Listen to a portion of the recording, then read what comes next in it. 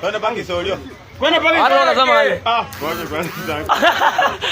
Mademu wa Shinyalu mimi naendelea kukataa juu hakuna kitu mtai nisaidia. Mademu wa Shinyalu kuma zenyu ni fake. Nyinyi mnapeana ovyo ovyo maumbo. Kuma iko kama vitabu. Vitabu. Kuma imekuja hivi kama vitabu unaniambia Ni mbaya. Mnaleta kwa ground mnataka kutuambia nyinyi ni mademu mali safi. Mademu mali safi akuja comment section ya MC Kadero aseme mimi ni mali safi na mimi ni fulani. Na tujue unaishi Shinyalu ama unaishi wapi. Juu mademu wote wa Shinyalu ni fake.